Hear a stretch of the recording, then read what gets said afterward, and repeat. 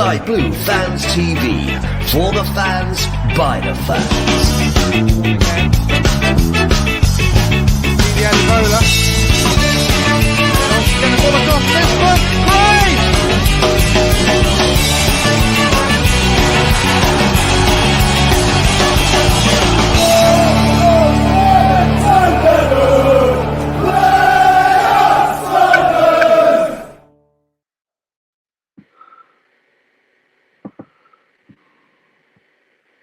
Very good evening to you. Welcome to an edition of Sky Blue Fans TV. My name's Ken Stewart. I'm here again. This time last week we were all at Wembley, of course, drowning our sorrows on the way home after an eventful FA Cup semi-final. That's all been and gone, even though we should still be in the final, let's say. But there you go. That's another matter. But of course, we've had a couple of important league games in between that. We've lost at home, of course, on Wednesday night to Hull City, even though we gave them all the goals. We didn't pick up anything there. And then yesterday at Blackburn, Ewood Park, we played out a boring 0-0 draw, even though it was with 10 men for the last 20 minutes or so. So we've got a clean sheet and a point out of it, but the season seems to be dwindling away with nothing to show for it, unfortunately. But we've got all that to discuss with our guests tonight. Let's bring them all in. We've got Claudio to start with. Good evening, Claudio. Where is he? There he is with his hat, with his old hat on and his old. Good evening. Good evening. I thought I'd dress up for the occasion. Yeah, why not? We're all dressed up. From last week we were all dressed up, so why not? I was wearing this yesterday, so I thought I might as well just wear it today as well. Why not? Yes. And we've got Paul. Good evening, Paul. Paul Hughes. Evening. All the way from Lancashire. Is it Lancashire or Cheshire? Cheshire, if you don't mind. Cheshire, sorry. Yeah, not too far from Lancashire. Not too far. Oh, there's a big difference. It's like West Midlands and Warwickshire. Oh, right. Okay. You didn't have far to travel back home, though, yesterday, did you? About an hour and 20. Yeah, it wasn't too bad. Not too bad. A bit less than us. And another regular, Wayne Littlewood. Good evening, Wayne. Good evening, all. How are we? Not too bad, mate. Not too bad. And we're all going to discuss, obviously, we all know what happened during the week against Hull. Well, we didn't pick up anything, and we picked up a point on Saturday against Blackburn, even though we got a clean sheet, a very rare clean sheet, because we've been conceding a lot of goals lately. And we had another sending off. They had to play last 20 minutes or so with 10 men. And most of us were there yesterday, apart from Wayne. I'm sure Wayne's seen it on the TV. Let's go to Claudio first, who was there at Ewood Park. Good evening, and what's your thoughts on our 0-0 draw? You know what? I put something on social media saying I'll put my body through it throughout the day by having McDonald's breakfast, a full English, 6 pints of Guinness. Then I have some. I've got to say, in the Blackburn, they've got some great beers on for a weigh-in. They got the Cruz Campo, they got Moretti. They had some fancy pale ale. It was like a proper lineup. I thought this is pretty good. So I had to try some of those. And then we had KFC on the way back. Ran into a load of Man United fans in Kiel services. Right. I started singing "We Won 4-3" to them. And the guy was trying to tell me, and I couldn't get away from him because I was on the escalator. He was trying to convince me that they were the better team, but Coventry deserved to win. And I was going to say something, and then when we got to where the KFC was, there was loads of them down the far end, down by Burger King, and we were up by the KFC. It was like Wembley. We should have had some flags and started waving them at them and singing the songs for them. But going back to the game, it was a 0-0. I mean, do you think the team was right? Do you think he got the right team, or what, the best team he could put out, I suppose, under the circumstances? You know what, Ken? I haven't got a clue anymore, because all the stuff you get told about who's fit and not fit. But what I wanted to say was, this time last year, a draw at Blackburn was like the best result we could have imagined, wasn't it? Yeah. Because it meant basically we scuppered Blackburn. We put us in the driving seat to get into the playoffs. Yeah. This time round, so frustrating when you look at the results elsewhere during the week. A win, I mean, it would have still been a bit of an outside thing, but it would have, given us still an outside chance. Yeah. So obviously the draw was the worst result possible, wasn't it? And I had a lad next to me kept going on about it, saying, "Oh, Norwich are it's still dry. So forget it, mate. We're not going up. It's not happening. It's just not. And even if you got to playoffs, it's not happening this season. No. Get it out your head. It's gone. Let's forget about it. But the selection wise, I couldn't say, Ken, because no one knows who's fit and not fit. I mean, is Torp injured?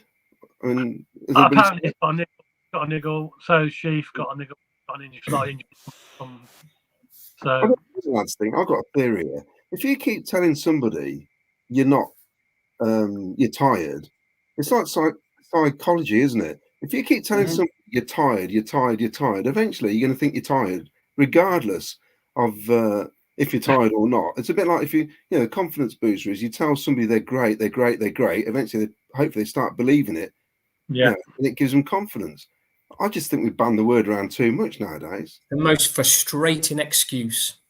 Yeah, and also when you look at it, the thing I don't understand is the squad wasn't massive anyway, yet we let Jack Burrows go on loan and Howie, who are part of the midfield. And I mean, Jack Burrows could have done a job for us this season. Yeah. And I know we're going to talk about it, but the best player on the pitch by a mile, we should have never let him go because, I mean, Fads, okay, he wasn't playing because it was 4 at the back, but as soon as he went, we went 3 at the back. So it makes no sense to me. That makes no sense to me whatsoever. Which is what we were discussing in the pub earlier, Wayne, weren't it, when I was seeing you? Yeah. So regardless of the selection, it's a long-winded answer, isn't it? I haven't got a clue. I was surprised myself that Collins started. I thought we probably gone with Ben Wilson. They're both similar in my aspect. They're both very similar goalkeepers. They've both got mistakes in them. But I just thought because of Collins' recent errors, if you like, he might have given Ben Wilson and the last couple of games. I was surprised he went with Collins. I thought Ben Wilson would have started for one. And I mean, apart from the rest, I mean, I'd say Torp's injured, Sheaf was injured, so O'Hare started and Casey Palmer started, didn't they? So, I mean, we're down to the bare bones then, aren't we? We ain't got much apart from Jamie Allen, who's come back. I would have said, Ken, I would have said that actually for Collins, and I've been a great, I've criticised Collins. I would have said for that game, he actually came for more crosses, caught more balls than I've seen him from for a long time. I mean, there was still the mucking about at the back, which drives me mad. He did make, he made 2 or 3 good saves. So I thought actually of all the players, I thought Collins had one of his best games. I mean.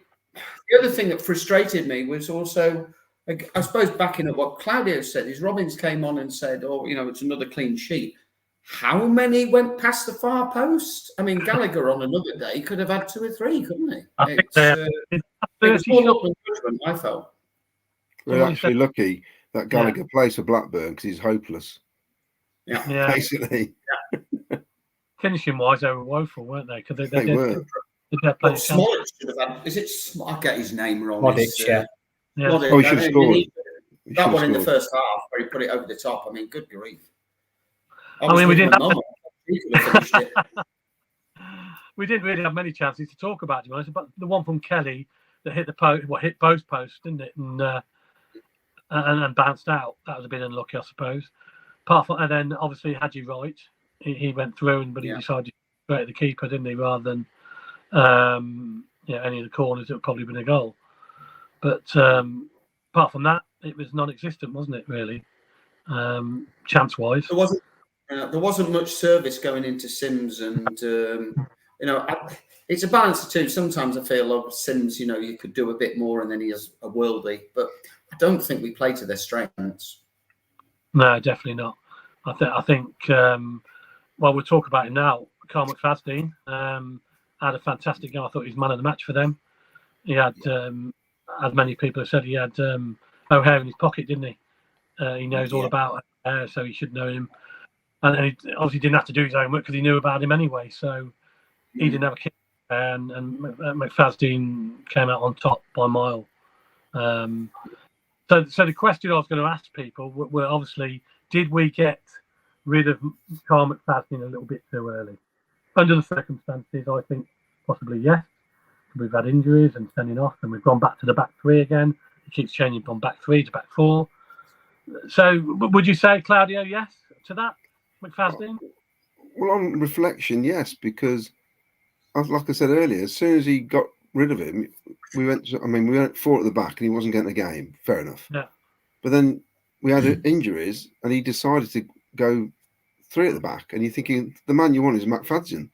Yeah, he's the man you need in the middle, and he loaned him out. I just find it odd when then you start crying about we haven't got enough players.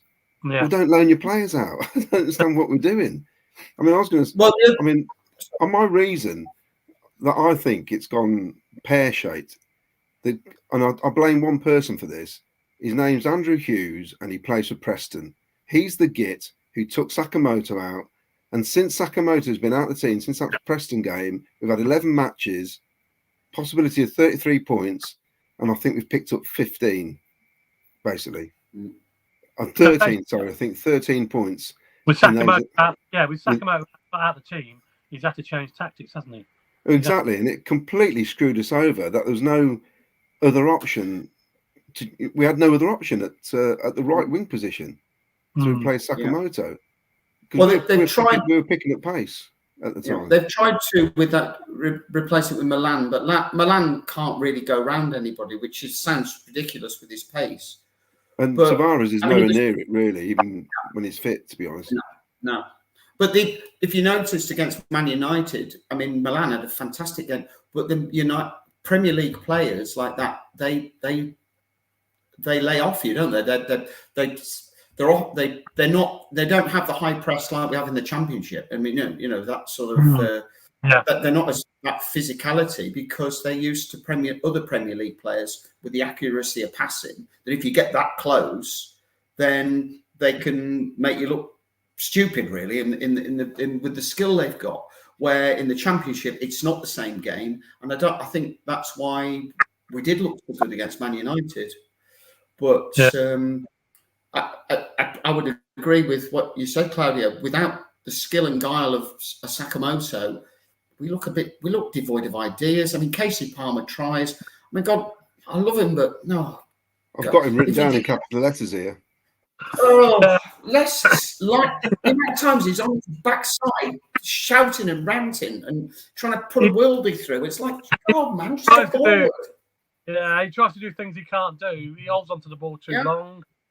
Sometimes I don't know what Wayne thinks because, I mean, the whole match. I mean, the guy hadn't played at Wembley, so he's been totally rested, and it felt like he got nothing in him. He scored a fantastic free kick, but one great thing in one game it isn't enough. He came off again. So, and it's a good job.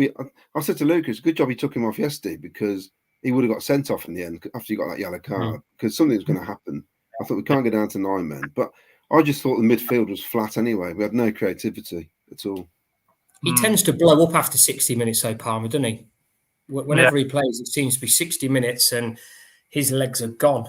Most of the games, Robbins brings him off, doesn't he? Yeah, yeah. You see, even when he has a good game, he'll get to 60 minutes and you don't seem to notice him. But yeah, strange. Midfield yesterday was atrocious. It was one of those end of season trite games where you felt there was nothing to play for, and you're just going through the motions. But I also think what Claudio said earlier is the tiredness that Robin seems to bring it up all the time in his interviews. Always says players are tired, and I think they do have that mentality. I can't remember which away game he said that they were tired, and if they want to be top players, they've got to try and get it out their head and fight through it. It's a bit hard when you constantly bang on about it, these are professional athletes. They have the best of everything. They don't work. They don't go out and do 40 hours a week. They play football. They then get looked after. They get their backsides wiped from. They get the best nutrition, massages. And often can't play another game 3 days later. For me, I always just find it unacceptable. I don't buy into the tiredness excuse. I know a lot of people do, but for me, you know, these are professional athletes, and God help if we did get through to the FA Cup and win and playing in the Europa League, what would be the excuse next season? You know, playing on a Thursday, then a Saturday or a Sunday.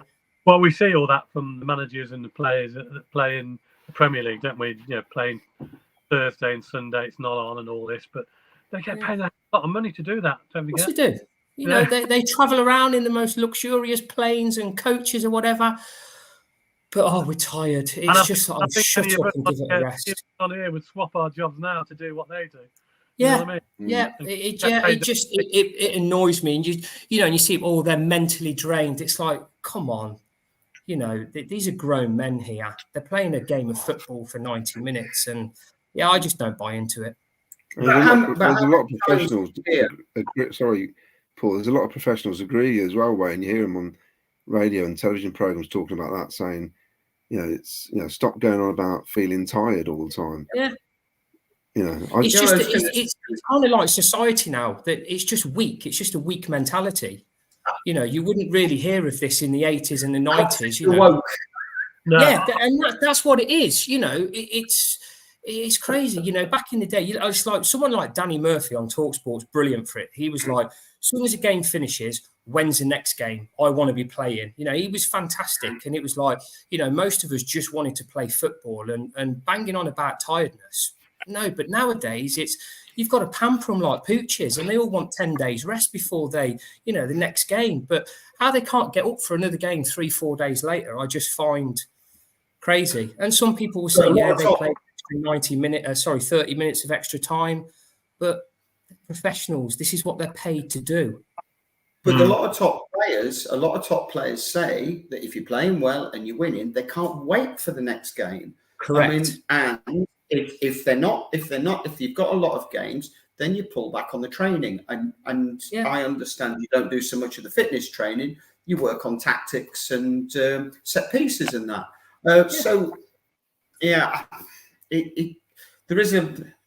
a lot of that. I just to pick up a point I'm saying before about McFadden, I just wanted to make a point that you could see, not only saying about whether he should be there for the physicality and even being a centre back, actually just being around the place. I mean, every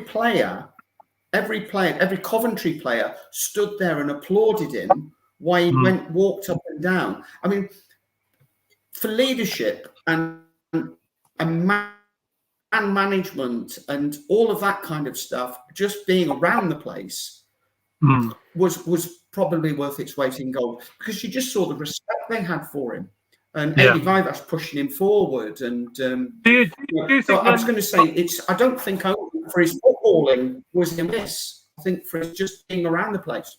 Yeah, I think personally they should have just kept hold of him, and as you said, bizarrely, when he did go, we went back to back three, didn't we, again? And then we had a couple of sending offs. Kitchen got sent off again, and then we had injuries, so we could have done with him. Now let's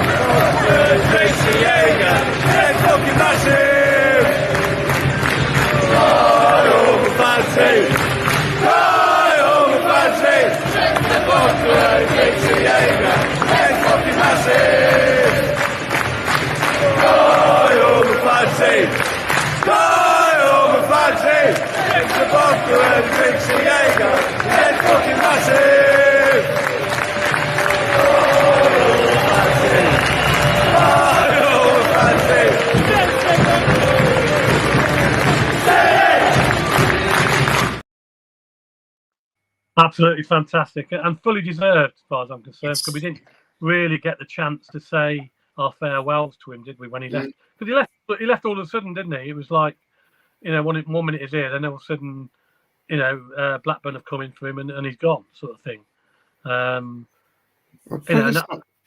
The Blackburn support was shocking, wasn't it? For a game they had to win. Yeah. It reminded me of a schoolboy international back in the day with a ripple of applause, and the biggest cheer was Ada sending off, followed by when they put up 5 minutes injury time. There wasn't even a cheer when the goals were going in at the other games, was there? There was nothing. It's just bizarre. Yeah, I can't believe there's no way we'd have been like that. There's never been a big. We've got Ian Ipswich band in the background coming on, and I'll tell you what, they wouldn't have been like that if they needed to win. They've always been like that, though, haven't they? Yeah. Every time I've been away to Blackburn, it's always been the same. It makes like Preston, though, isn't it? Makes you think when they won the league back in the Shearer Sutton days, what was their support like then? Was it? I don't know. I think it was. They had a few more, obviously, but I don't think it was massive, was it? No. Even then, when they won. I was just surprised. I thought there'd be more noise. They brought the tickets down to 15 quid to try and fill the place. Yeah.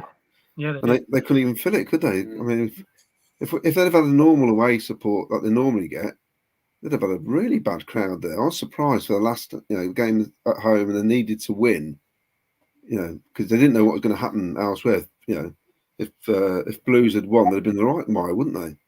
Yeah, exactly. I was really surprised. Really surprised. Yeah, I'll just say thank you to Mark Fletcher, who provided that video for us yesterday, because my phone went on the blink, so I had no battery. I left a bloody charger in the phone and all sorts in the car, so my phone went dead and all sorts. So it was a nightmare yesterday for me, as well as having the puncher. But anyway, let's talk about the sending off, because I thought it was a bit harsh myself. What was your things, Wayne? What did you think of the sending off when you were watching it on the telly? You probably had a better view, because I thought one, he wasn't directly on goal; he was more to the side, and two, I thought Bobby Thomas was maybe covering. Yeah, I mean, I watched it again earlier, and you actually think like where Kitchen brought him down was, he wasn't kind of going on goal. Didn't he? He had a lot to do still. Yeah, he still had a lot to do, and rewatching it, you would have thought that Thomas would have got close to him. But it's one of those again. It comes down to the interpretation for the referee. Some referees would have looked at that and gone, yellow card. Others would have gone, no, it's a straight red. It's exactly what we were talking about earlier with VAR. Some will look at an incident and go, referee's got it wrong, and pointing to the monitor. Some will go, no, he's right, carry on.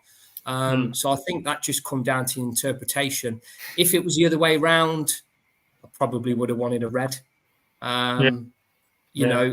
But that's just the bias coming out. But I can see why you give a red, but I could also understand why we're also a little bit, was there, could Thomas have got there as well, which he probably could. Paul, what was your view of the sending off? In real time, I thought it was a red. Actually watching it live, I didn't think Thomas was close enough. I just to pick up Wayne's point. I think if it had happened to us at the CBS, I'd wanted a red. If it was against us, it was interesting again to hear Oggy talking, because he's mentioned it, because Kitchen's been sent off 3 times now. I think is it the first time I think in one season that Coventry players been sent off 3 times ever. Is that a record? 3 times? Yeah, it's never happened before. Never happened before. No. So you'll miss the next 2, and probably the next 2 of the opening season. I think you might miss 4 games now. They could up it. Depends what it is. They can give what they want. Sorry, Paul. Carry on. I only know that from listening to Oggy on the way back. No, but Oggy said, it's time and time again. He would say, to the players, just leave it. Give me a 1-on-1. I've got more chance of stopping it. And if it goes in, we've still got 11 players on the pitch. It's just not clever. It's not savvy. It's and I think from listening to Robin's comments as well, he was furious.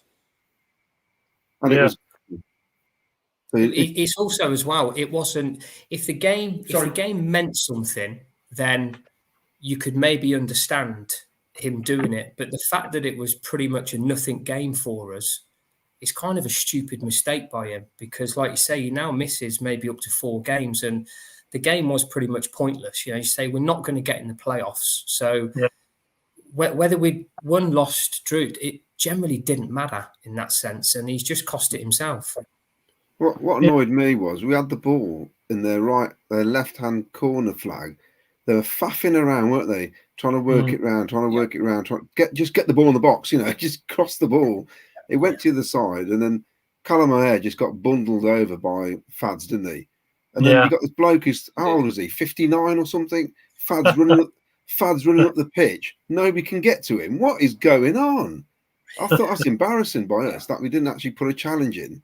We just, I thought, come on, that's just poor that we let somebody run that far straight through. And this is, I mean, we can talk about the Ipswich game in a bit, but if we do that on Tuesday, we're in big trouble. Oh, God. Well, yeah. Because they ain't going to miss the chances Blackburn had, I'll tell you that now. But I They had an just absolute barnstorming game against Hull. I don't know if you've seen the highlights, but I saw it. Yeah, but I just thought I thought you can't do that. You got to put a challenge in. I felt sorry for Kitchen because when you see it back, it is a bit clumsy, but it's, I don't know. It looked like his legs got tangled up with him. It was a bit of a weird one, wasn't it? Can I just say about Bobby Thomas though? He's played every minute of the last 3 games, hasn't he? And and I think he's been immense, to be honest. I know he's had that mistake against Hull, but they're going about tiredness. Well, he's getting through it. He's been solid, absolute warrior. That bloke is. I think he's probably just had earplugs in when Robbins has talked about tiredness. And I know he's always suspected a little mistake and again, Bobby Thomas, with the back pass obviously against Hull and a few bits, but he has scored a couple of goals as well, hasn't he? He scored at Leeds. Well, frustratingly, a little part of me still thought we could nick it, even with 10 net players, because I'm still thinking if we get a run behind them, but we couldn't get behind them, could we? We had to get behind Dom Hyam and Fads. We know what the weaknesses are. We just could not get round the back of them at all. Yeah. Well, we had that young. We had no chance. We had no chance when Godden came on. Yeah. No.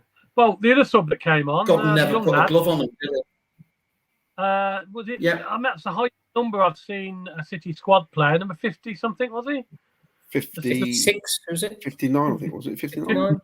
Was, yeah. 59. Hayden, 59. he did well. 59. Aidan Deutsch. That's the highest number I've ever seen a squad number for Cov, and I thought he did all right for the short time he came on. Well, he realised he needed a bit of energy, didn't he? Because nobody could run. What a state of affairs it is. It really is. That's the first time I've ever seen him in action. Obviously, people talk about our cup run, and if you think about it, we won 4-3. We know that. It was a fantastic performance, absolutely brilliant. We know that.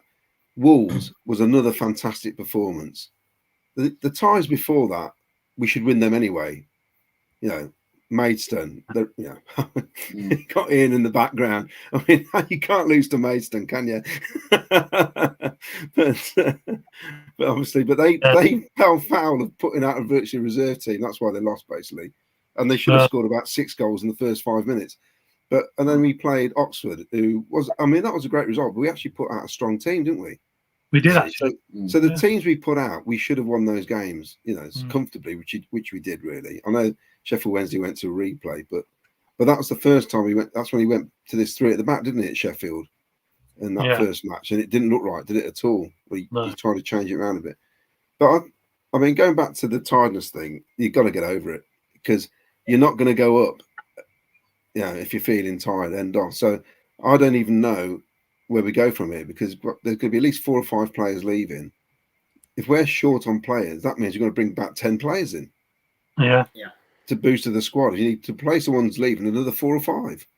And you know what that will be? That will be cue the rebuild excuses as well. Yeah, and we need to go. And we need to go best in League One. We've got to pick up fine players in and around the Premier League. Maybe loan players. If Doug King talks about moving forward together, I know what our fans are like. They're a fickle bunch. And it won't take long for people to start walking away. That's the way they are. And people may not like what I'm saying, but it's true. It's happened in the past. I was going to say, at the minute, he's riding on, the crest of a wave, and he's got to keep it there. And like you say, if you don't see any major changes or development in 2 or 3 seasons, then you will revert back to those fans that you've won, probably slowly disappearing and going back to support Man United again. Yeah, which we don't want. Yeah. Let's have a look at some comments, Claudia. We've got quite a few piling up, haven't we? We have. We've got we've got a lot of evening alls. I won't read them all out, but thank you very much and evening, everybody. We'll go straight to West. Boring draw. It's been nice, to be honest. The lads look absolutely knackered. Dave Granigan, next season, I think with some fantastic signings, hopefully we can be in for a very exciting season. Gary 7, at least Wayne hasn't been banned from talking on here. That was a mistake, wasn't it, Wayne? Apparently, It was a Facebook glitch. Clerical error, shall we say? Martin Cadden, nice to meet you, yesterday, Jimmy Somerville Paul. Oh right, okay, Paul. He thinks he looks like Jimmy Somerville. I don't. I think he was a lot slimmer than me. I'm taking that as a compliment. Apparently, a lot straighter as well.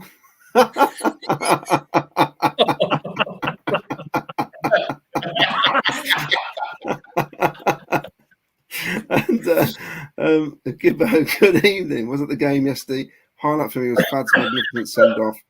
Superb from the Sky Blue Army. Great away support all season. You know what? I was welling up a bit at that singing and that. It was quite emotional, I thought, actually, because he was a top bloke for us. Well, you don't get many fans away back and getting a reception like that, do you? Yeah. Ian Small, just back in France after 3-day delay due to strikes. Nightmare week. Ian Courts, get a couple of kids in for the QPR game. Give them a chance.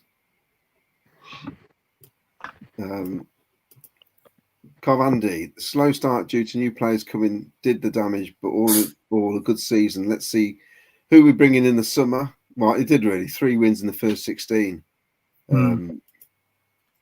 Whereas Ipswich got promoted and were like, I don't know, I think they won the first, felt like they won the first 10, didn't they? Something like that. Catty Cads, Fads was great yesterday. Or did he just up his game to show Mark Robbins and us fans what we've missed?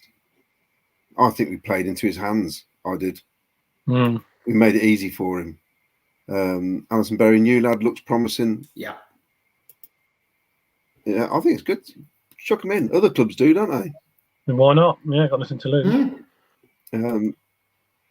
Gavin Collins. Oh yeah, I was sat next to Gavin on the coach. Need to put in positive performances in the last 2 home games. Can't let a pretty decent season fizzle out. It'd be nice to win the last 2 games just to match the points we got from last season, I think. It would be. Covandi, yes, should have kept Fads until the end of the season. Ray Carolan. Hi, lads. Do you all think we can learn anything from Ipswich this season? Promoted last season, looking like they may well be a Premier League team next season. What's been their secret? We'll find out in a minute, won't we? It is an unbelievable effort. Unbelievable. Danny Drury, can't believe Kitchen got sent off what he did. He needs to learn and can't keep doing that. I mean, in fairness, one of the sendings off was after the game where the Sheffield Wednesday player rolled him. And against Norwich, when he got sent off, that was the midfield again losing the ball and he was trying to recover, wasn't he? Yeah. Craig Robinson from Sky Blues Fans Forum, which I don't think you're banned from, are you, Wayne? Good evening. All I see, internet sports mags are trying to sell Sheaf for us for the 24-25 season. Who do you think will go and where do we need to strengthen? We'll talk about that in the second half of the programme, probably. We'll do. Wes Palm will always be a squad player, always back up. He needs to stop the silly flicks and stay on his feet. It's frustrating because he's a strong, big bloke. I can't stand. It's frustrating. Glenn Walker. It's about the levels, though. They can play. They can play, but they're against other top athletes. Mental tiredness and teams pick us off.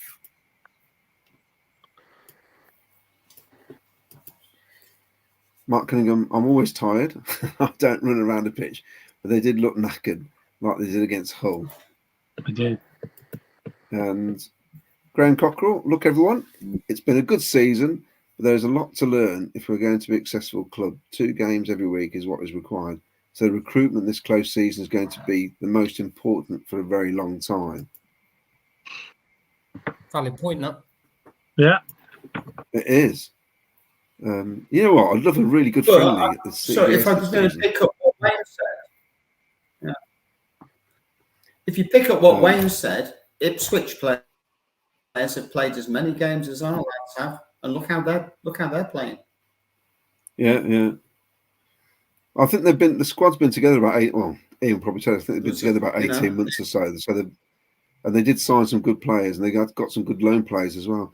Paul Cutterford said it from game 1. The squad was not big enough. We would fall short. We've just fizzled out since the Leeds win. Ian Courts, did anyone see Southampton's end of season lap of honour? No one in the stadium. Shocking considering they're in the playoffs.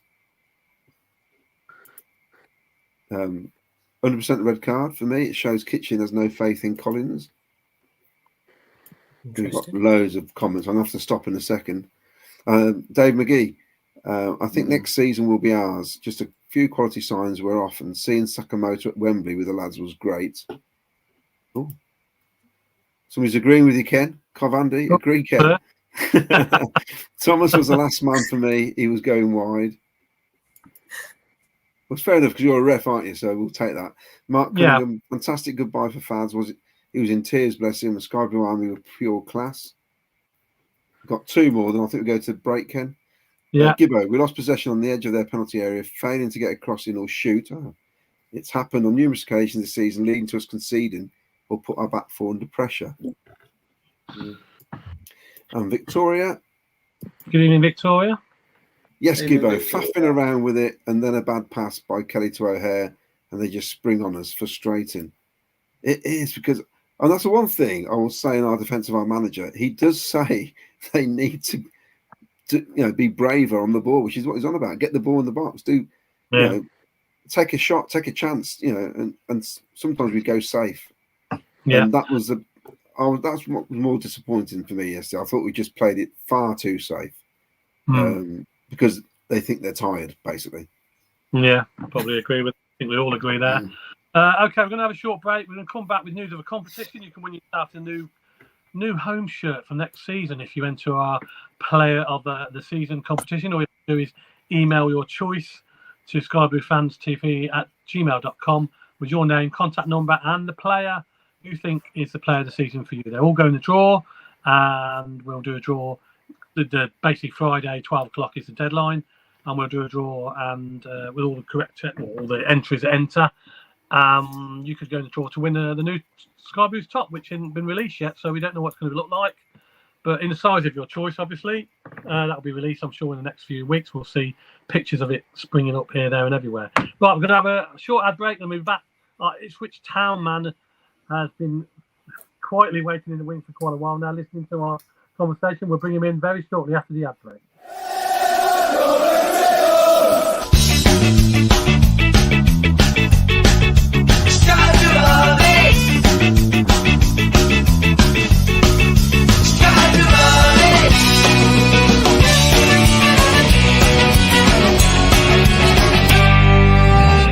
Sky Blue Fans TV, for the fans, by the fans.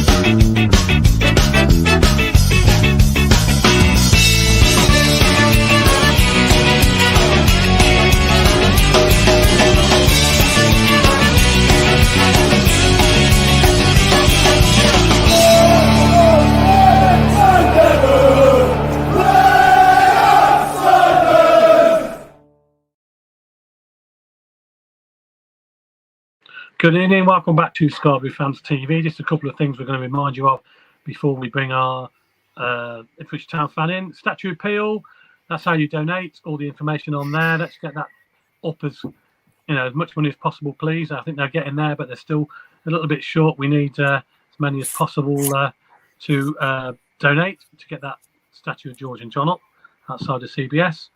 End of season night, that's next Thursday. We're doing a live stream again from the White Horse in Leamington Spa. We'll all be there. Bit of a party time. We're going to have a few drinks. Get yourself down there. Free entry. We're going to have a raffle and stuff like that. So hopefully, there's Claudia Wade. He's there. Look, already sitting in the window waiting. He can't wait. Next Thursday from 7 till 11. So that's at the White Horse, of course, in Leamington Spa. Okay, and we've got a couple of other things to announce. Golf Day. This is the Former Players Association. It's a golf day on Thursday, the 6th of June, whereas you can play alongside a former ex-player in your golf team. There's all the details on there. Contact Jim Brown for any more details. His telephone number and his email address is on there. If you want to interested in playing golf with an ex-Scar Blues player. That's Thursday, the 6th of June, that is. So you've got quite a while for that to happen. And also, Wayne, we'll talk about this in a bit. It's a charity night for Wayne. We've got, for his lad, it's at the Wolfsgrove pub next Saturday night. An auction, raffle, quiz, bingo, play your cards right, all that sort of stuff. We hope to be there with a quiz team as well, hopefully. And it's a good night. It's a brilliant night, and a lot of money raised for a very good cause. So if you can get down there, then free entry, of course. And next Saturday, that's after the QPR game, from 7 o'clock at the Wolfsgrove pub. Okay, right. Ipswich Town. Let's talk Ipswich Town. Let's bring in Ian Ross. Good evening, Ian.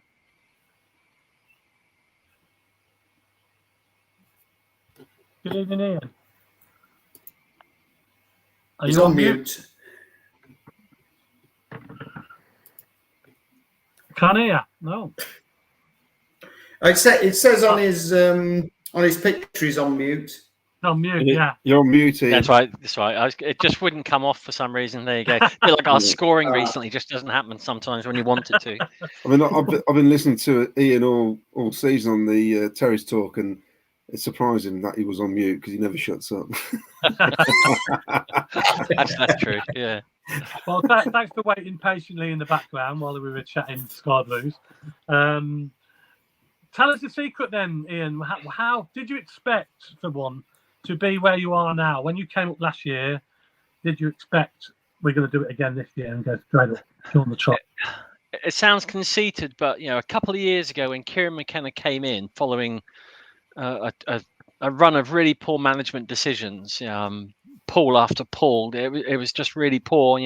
After Mick McCarthy, a couple of failed choices of manager, and it really wasn't looking great. Kieran McKenna came in. He was appointed the day we played Sunderland at home, and we had a fantastic turnout for that really good game.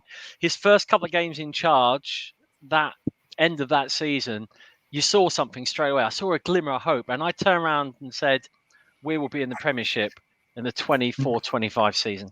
And my wife looked at me and said, yeah, whatever. So, long story short, I did believe that, we would do really well and get promoted that next season in League One. And I actually had the faith that would carry on into the Championship. And that's what's happened. And it's not really about being conceited. It's just, you could witness a fantastic manager shaping a team with the players he had. And I've managed football teams myself, and I know what it's like when you get a really good cadre of players. When that mindset is in the boardroom, it's in the changing room, everybody is on the same page. And I think it's been crucial to Ipswich that when you look at the likes of Leeds or some of the other teams like Blackburn, you can call out a couple of star names. I think with Ipswich, you can't put your finger on any particular player to say that is the reason why Ipswich do particularly well. I mean, Leif Davis has been a fantastic player this season, but again, it's not a standout superstar player, which sometimes can upset your changing rooms. And we've seen that, haven't we, with some of the clubs where people get their kind of, they kind of put the teddy bear in a corner, and it tends to upset the status quo. And I think that's been the key thing McKenna's instilled, is a mindset that we can win. And it's that experience last year taking it down to the last couple of games that will hopefully see us kind of get the plan completed, even if it's at home next week. A lot of the players are the same players that came up with you last year, weren't they? We have, although, I mean, let's be fair. Yes, they were the same players, but if we look back at that, there's some audacious signings. We had Broadhead came in from Everton, so we're a League One team poaching an Everton player. We had Harry Clark, who was at Arsenal. McKenna was shrewd, and the players he brought in, I mean, they may not have been starting Premiership players, but they were players that we knew would be able to hold their own at championship level. So if you add that ability with the mindset of winning, it kind of was a recipe for success, to be honest. And it wasn't an overnight, because, like I say, McKenna had half a season where we were still sat in League One, and he had to really pick a couple of key players to drag the team up and give them the self-belief that they needed. Yeah, and McKenna, the manager, I mean, he's done fantastic. He was at Manchester United, wasn't he, previously, as a coach? Well, yeah, so he was the assistant to three Man United managers, yeah. I hadn't heard of him, to be honest, until he went to Ipswich, obviously, and he's done such a good job. But he really has impressed me. Yeah, really has. I feel sorry because he was like a defender himself, and then got injured at a very young age, and then took the decision quite early to retire from football. Earned his first kind of coaching badges at Tottenham, where he was developing at the youth level. And I think if you look back, you see that particular Tottenham youth team did really well. And then at Manchester United, he was lucky. As I say, he was the assistant to Jose Mourinho. He was assistant to Ole Gunnar Solskjaer. And even when I can't even remember which managers what came in, because Manchester United have turned managers over like Watford these days. But even at that point, he was held as a first team coach. And when he came to us, a lot of Manchester United fans like, yeah, good riddance, let's get rid of it. But I think that they've changed their tune right now as well, to be honest. So yeah, he's you can't help but look at him and with admiration. And there are a number of young managers and not so young managers in League One and the Championship who I would give the same kind of applause to. And Robbins would be one of those without doubt. And then the likes of Liam Rossini at Hull. So there is plenty of good young managers out there at the moment. And I think the future looks bright for English football if we can get these guys to show some success domestically and then maybe convert that to international football management. Yeah, Claudia wants to ask you a few questions about some of your players, I believe. Well, firstly, the style you're playing, because you're very, I would say, I've watched you quite a lot this season. You're very direct, but you also got goals all over the pitch, which is another bonus. I mean, your fullback scored a beauty against us at Portland Road at the start of the season. That was an incredible goal. But that's the style you play, isn't it? Where you just go all out and basically attack, because that's how I see it. Which can leave you vulnerable at the back at times when you don't score. Because was there part of the season where you conceding early goals, but then we had a habit of going behind at home. Actually, it was a home form that was letting us down, and I guess some of the teams that came to Portman Road and were more direct were getting something from that. I mean, one of the better teams we played in the first half of the season, funny enough, was Huddersfield away when Darren Moore, his first kind of game in charge at home, they were brilliant. Blackburn at home at Portman Road, they were brilliant. And these teams have kind of then just died right off. It's interesting because the style of play that generates these goals is not through your traditional route of your number 9 or your striker. And I think it was on the Gary Lineker's podcast this week, he was saying about how tactics have changed, where you don't rely on the likes of Didier Drogba to score your goals. You look at your wingers and your attacking midfielders. And I guess as that tactic has developed and the style of play has developed in English football, the manager who hasn't brought that on, who are still looking to pursue goals through their kind of big man, they're going to fall behind. Because it's like how tactics develop from the 4-4-2 to the 5-3-2 to the 4-2-3-1 that it seems very popular at the moment. McKenna is stuck in his ways on his formations, but there are a couple of subtle changes he makes that maybe we wouldn't always notice. But yeah, it's a great, very direct style, which think back to the Joe Royal days at Man City, where it was always a case of score more than the other team, doesn't matter how many you let in. It's sometimes like that, which is not great for your nerves when you're watching the game. And certainly playing it out from the back is, again, quite nervous for any fan, especially when you just want to maybe do route one sometimes. Well, that wonder goal you scored at our place, you played out from the back, but we didn't lay a glove on you throughout the entire move. I watched it back and I thought, is anybody going to actually put a foot in? And yeah. I mean, it was Chaplin's visibility on the Chaplin took the ball. I think he had the ball on our right side, and he just literally hit it first time across He the path. smashed it, didn't he? And Over the Leif other side. Davis, and he again, it's that development from last year. He knew that Leif Davis would be there, and then Leif Davis just a little cheeky chip to Burns, who then hit that Travella, which was I sit behind that goal, and when I saw that, then I was like, that is probably the best goal I've ever seen at Portman Road. And people were playing it down. I was like, no, you need to look that back because that is just. What's interesting is we were completely out of it in the first half, and in the end, had Matty Godden not missed a penalty, we could have sneaked a draw on the day, which is bizarre. Yeah, that was it. It was a bizarre. I mean, and Matty Godden's a player I've really always admired. I've always thought is a cracking player. So yeah, it was one of those games where it could have quite easily gone to a draw, and you certainly had the fans behind you because it's probably the best away fans I've had at Portman Road this season, without doubt. So yeah, it made for a great game, that's for sure. I want to talk about Connor Chaplin because he was obviously at Coventry, but only for a short time. And I remember meeting him at a supporters forum, and he's only a small fella, and he was there with Michael Doyle on the night because it's Michael Doyle who got him to join us basically, and he said he spent most of the time in the gym trying to build himself up, and then surprisingly they just let him go. I've got no idea why, but did he go? I think he went to Barnsley, didn't he? I think first. Yeah, we poached him from Barnsley, and the guy is a really, really nice guy, very, very level-headed, but he's like an absolute pit bull. I think it's on his Instagram account. I think we'd had a really, really heavy game the night before, and then he's on his Instagram 8 o'clock next morning. He's out on a long run, and then in the gym. I was like, that credit to that guy who's, absolutely putting in the reps to kind of keep himself in tip-top shape. And yeah, I mean, he hasn't had the amount of goals this year that I'm sure he would like, and he's had to mix and match with the likes of Amari Hutchinson and a couple other players coming in, but he's still a fantastic player to have in your squad. And if we get promoted, I'm sure he'll feature in the team. Have you had Amari Hutchinson all season? We got him right at the start of the season on loan from Chelsea. So yeah, I think the first half dozen games he was very much on the bench. Obviously, Wes Burns getting injured has meant that he's probably started more. We then brought in Sarmiento in January when he didn't do particularly well at West Brom, and again he's been electric to watch for Ipswich. If you've got Sarmiento on one side and Omari Hutchinson the other, I just feel sorry for anybody's fullbacks because they are just unbelievable players on the ball. What has been pleasing for Hutchinson is to see him develop over the season. He was picked up for not being the best defensive player, but oh my God, he knows how to track back now. That boy, he's good. And of course, the return of Kiefer Moore. Yes, that was which has surprised a few people, didn't it?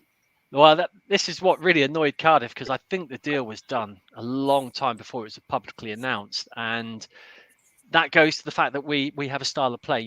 There's no secret that we were putting money down on the table for Sims. We wanted that big target man, and I saw one of the questions in the comments about do we regret not getting him. I think based on his first 3 months at Coventry, we don't regret not getting him, but you cannot argue that from January onwards he's probably been one of the most effective big men up front at the moment. So yeah, we had Kiefer Moore come in, direct replacement for George Hurst. I think McKenna isn't too worried about that position right now. He's more concentrating on the play around him. He looks about 2 foot higher than any other player in your team. Yeah, when you see him, he tends to stand next to Connor Chaplin on the start of the game as well. You're like, oh, he's got the mascot on him. It's like, yeah, he's a big guy. Yeah. I mean, I can remember you from the start of the season saying that you thought you had a really good chance to get promoted, and I sort of sat there going, "Oh, here we go."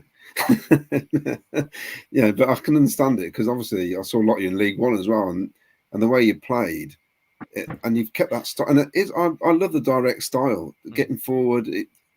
It's interesting you say that because I look back at a couple of the games that have been on Sky, and I looked at them thinking, when you tell your friends, I've got a really good box set, you need to watch it, and then they watch it, and it's like, yeah, well, that's not a very good episode. Forget that one. Watch the next episode. It's really funny. And then that episode's not. And that's how it felt from Ipswich. And I'm thinking, we haven't played that great on Sky.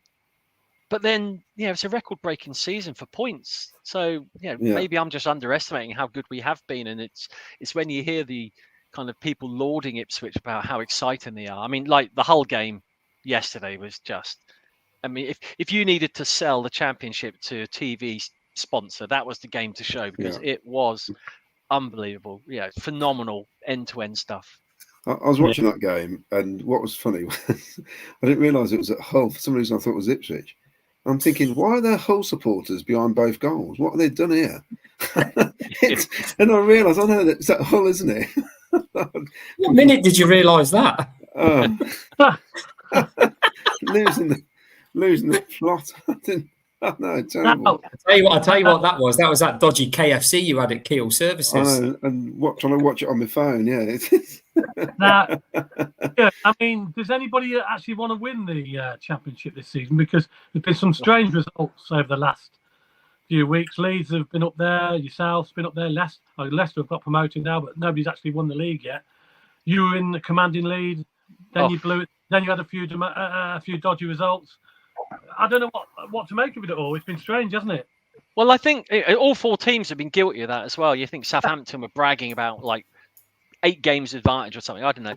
But you're right. I mean, it is strange. But then you look, I think this year's season, we've had very much like last year, a kind of breakaway front 6, then a kind of very condensed middle, and then maybe 4 at the bottom. And over the last 6 weeks, that's expanded those groups. And it's been a case, I think, probably one of the very few years where there's probably only been about 3 or 4 teams who had no impact on this division. Every other team has had the ability to change the way it goes. Like a Plymouth game, you have by Plymouth beating, like Millwall beating Plymouth, for example, it really started changing things. And it doesn't take a great deal for, I mean, we got to play Huddersfield last game of the season.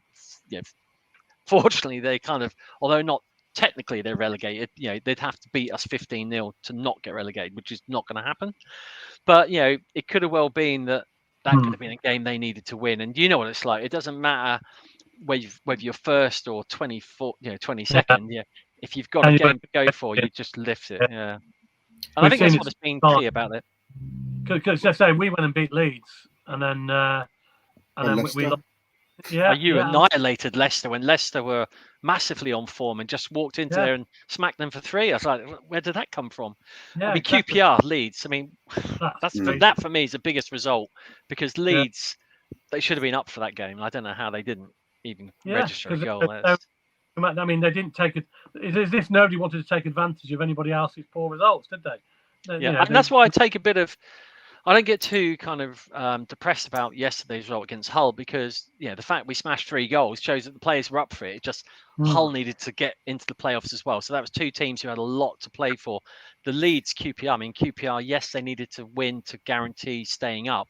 I don't think they were ever going to get relegated, to be honest. But I'm surprised that Leeds didn't offer anything on that one. And I hope, he says, fingers crossed, that Southampton don't turn up at Ellen Road on Saturday just looking for the beach holiday. And again, I hope that Coventry are the other way around and you guys aren't too fussed and you just, you're not going to roll over, are you? But it's weird. We just kind of. I wouldn't worry about us. We're too tired now. So we're very tired at the moment. We're in the departure lounge already. We are. Yeah. Tickets in hand. Yeah. So Ian, are you surprised then? Because last season, when obviously you, Plymouth and Sheffield Wednesday were all so close, that the other 2 teams have done so badly. Because Plymouth started well, they've dropped off, and Sheffield Wednesday absolute shambles. Sheffield Wednesday were in cruise control. They were like going to probably win League One last year. And then again, the last 6 weeks, they just went into meltdown. And we kind of poached it with a game to spare. I mean, we had Barnsley away and Peterborough away, 2 teams who are really pushing for playoffs. We weren't expected. Is it very much like this week, with Hull away and Coventry away? It's very similar kind of setup. But we went away and smashed Barnsley 3-0, which really kind of put them to bed. Sheffield Wednesday kind of shot themselves in the foot and fell out of it. I don't think that is the reason why they didn't do well this year, though, because they had a fantastic playoff win, to come from behind against Peterborough and then win at Wembley. For me, Sheffield Wednesday's problem was Darren Moore being sacked the way he was sacked, which was more or less Darren Moore with the chairman over dinner saying, I'd like a pay rise because I took a pay drop, and told basically do one. Darren Moore left. At that point onwards, they just struggled. Plymouth again, Schumacher going, a bit of a Judas, to be honest, because he left Plymouth to go to Stoke and, didn't really do a great deal there. I think if Schumacher had stayed at Plymouth, I think if Darren Moore had come to the Championship with Sheffield Wednesday, I think we would have seen two teams who would have definitely been mid-table because they've both got talented players. Yeah. Sorry, Ken, that's our trouble. Our form has dropped off, hasn't it? Really, since you mentioned it, the Leeds game, and we had only one win in the last 6, I think, in the league, something like that. Yeah, I mean, form tables right now are terrible. Ipswich have we lost at Norwich, and then we've drawn 3. That's not title winning form by any means. But again, when people said Ipswich bottled it, I think that's so unfair on Hull. Hull played brilliantly yesterday. Really, really did well to keep coming back. I don't think we played particularly poor. We made a couple of mistakes. Hladky palmed the ball out, which he maybe should have caught. I just think the Hull played really, really well. Again, I go back to QPR Leeds because that wasn't a case of QPR and Leeds both playing well. That was just a case of Leeds just didn't turn up. Capitulated, didn't they? Yeah, it was a shame. And I see there's a question here saying about players being tired and squad depth. One thing that was being told to every Ipswich fan was, "Oh, come January you'll crumble because you don't have the depth." Well, we do have depth, but I think what is key and was key last year is Ipswich's recruitment team has been brilliant in the January window both years, and it's in that January window where we were able to bring in some key players, which supplemented areas. I mean, we've carried injuries. We've had George Hurst went out with a ruptured hamstring. So credit to the Ipswich Town physio team because he played the last night and scored. I mean, to come back from the ruptured hamstring at that quickly is fantastic. And again, Wes Burns has had 2 injuries here. He got a nasty injury with his shoulder playing for Wales. He came back from that, and then he got another hamstring injury. He came back from that yesterday, and I know he went off, but he managed to get an assist. So it's about your recruitment in the January window. I think that's where you need to really be focusing to make up for any lack of fitness or just strengthen the players. I mean, we started the season with a lot of young players coming through. Like there's a young guy called Cameron Humphreys, Elkin Baggett, for example. I thought these players would be used as part of our depth, but they didn't. They've actually gone out on loans, and it's been quite interesting to see us, look for talent outside the club. Okay, well, yeah. I mean, how do you see? Let me just I've got to get a quick prediction off Wayne because Wayne's got to shoot off in a minute. Give me a score prediction, Wayne, for Tuesday night. Put you on the spot. I am going to go against the grain, and I think Ipswich will do us 3-1. Oh, okay, right. I'm sure. I can't see anything else. I think they are free scoring. I think with injuries, I can only see one winner with Ipswich. Sorry everyone. Okay, and quickly, player of the season for you. Player of the season, Ben Sheaf for me. Get it in the email. I know a lot were expecting me to say Josh Eccles, but no, Ben Sheaf. Sorry. Josh Eccles, number 2. No, Ben Sheaf for me. Okay, get your email in, get your entry in, try and win a new top for next season. Will do. And that'll be great. Look, thanks for coming. I know we kept you a bit longer than anticipated. But... No, absolutely fine, guys. No risk. Thanks again, Ian. Nice to meet you as well. And you, Wayne. Cheers. Yes, take care, everyone. Thanks. Bye-bye. Bye. Next Saturday. Cheers, Wayne. Cheers, mate. Bye. Okay then. Well, any more questions for Ian? I noticed someone in the comments said, "Who do I think would be the first team going up?" Can I ask Ian a question? Yeah, of course you can. Yeah. Paul. Ian, I've got a couple of mates who are Ipswich fans, and they never stop talking about it. Great. Now, the thing is, they are still terrified of, and I think you know what I'm going to say because it's what they say. It involves budgies. I think you'll know what I mean by that. is that in somehow you don't get automatics and you lose to the budgies. That's what they're saying all the time, and they still seem to be a little bit concerned about that. I think with Wayne, I think you'll do us tomorrow, and I think you'll be, because Leeds have got a better goal difference, haven't they, than you? Yeah. Mind you, you might do us about 9-0, so who knows? Yeah. Well, that's it. Yeah, we had that last. I think the last. Are you terrified games of the last budget? year, That's what I want to know. Yeah, I mean, I wouldn't say we're terrified on it, but it's like there comes a mental block, doesn't it? Playing Norwich, they'll go on about 15 years. It's all over here. 15 years. Well, Listen, Preston. We didn't play them every year 15 years, but yeah, it's not been great, and it really would.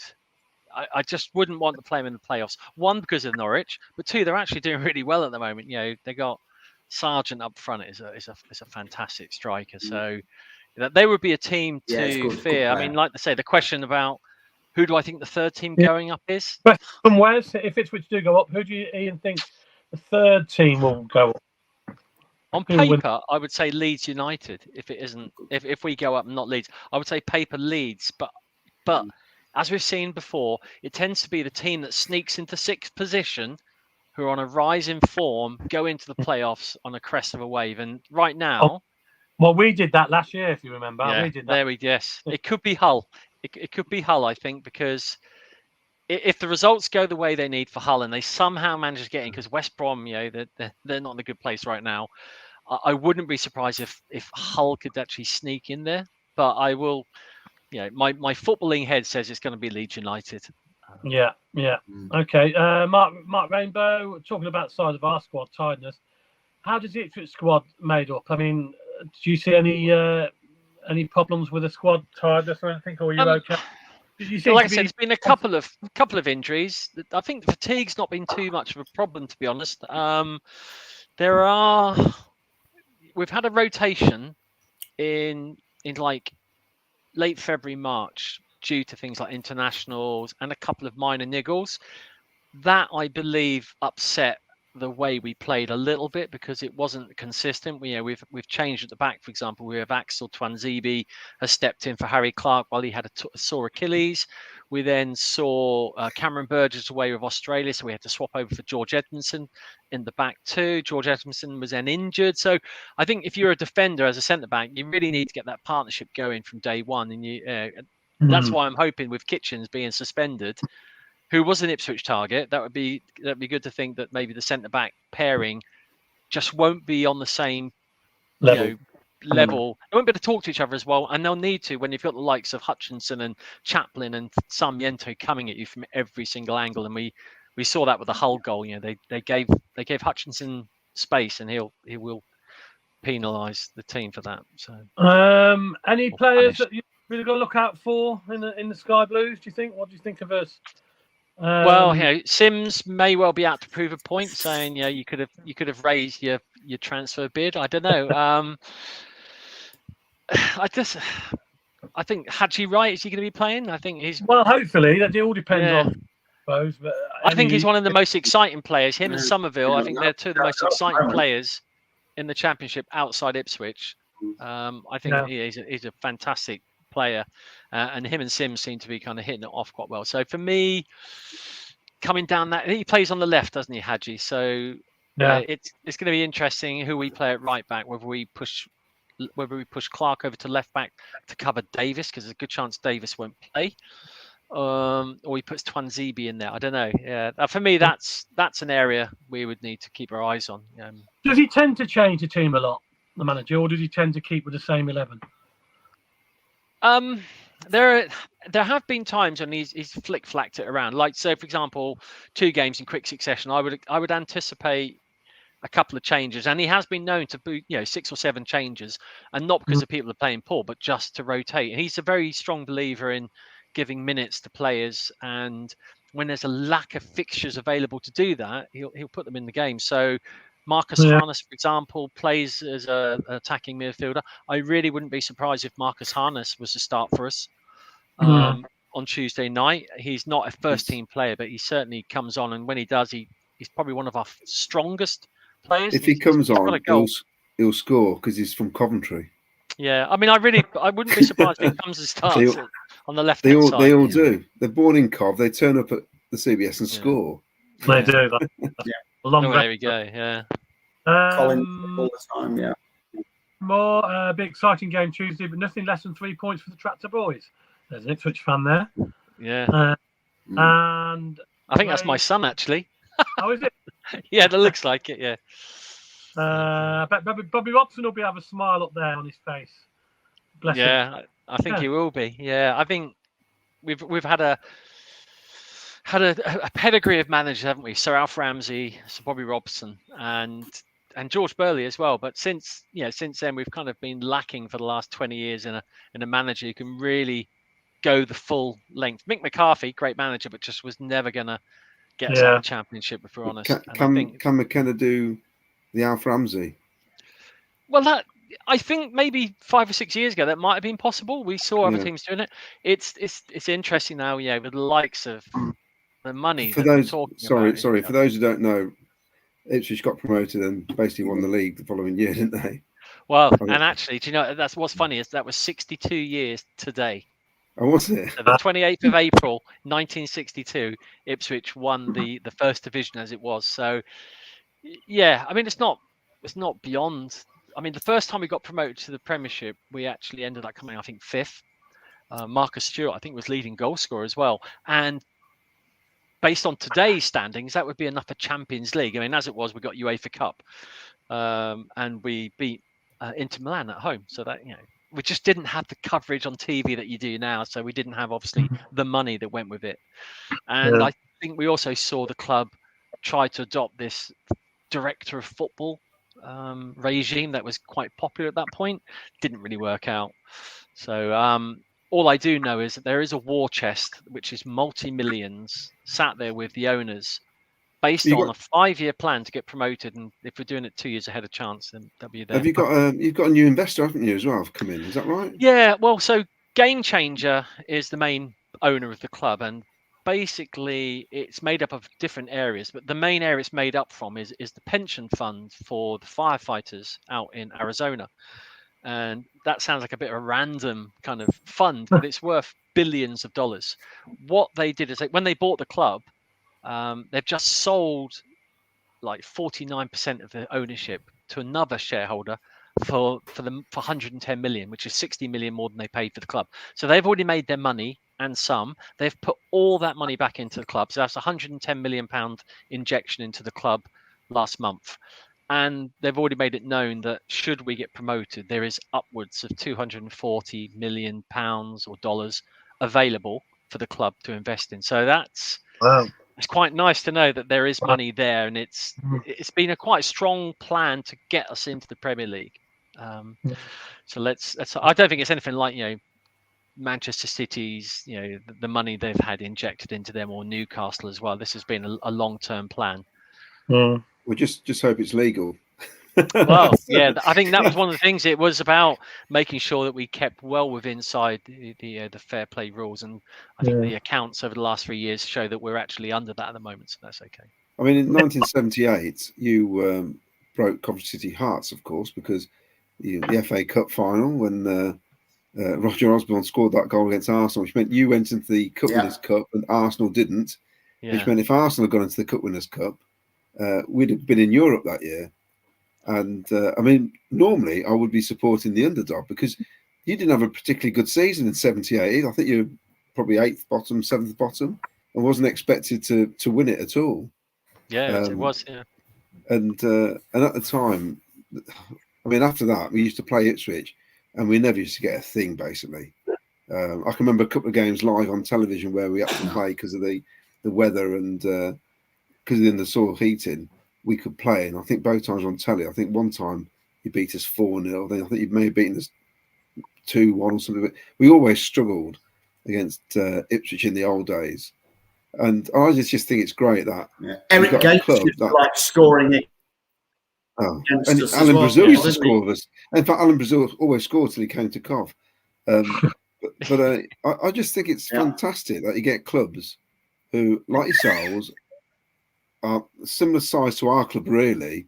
And, that have got the chance to mix it, and they've got some backing, because you haven't got a hope nowadays unless you got some money. It's simple. No, as that. exactly. You speak to the Leicester fans and they say, look, the rules were broken, but you haven't got a hope in hell's chance of getting with those top six unless you absolutely throw everything at it, which is why, I mean, I've credit to Vardy for staying on at Leicester, but it was 170,000 pounds a week. Crikey, I think our top players on probably 15,000 a week or something. So that clubs cannot be within the rules based on their gate receipts if they're paying people over 100 grand.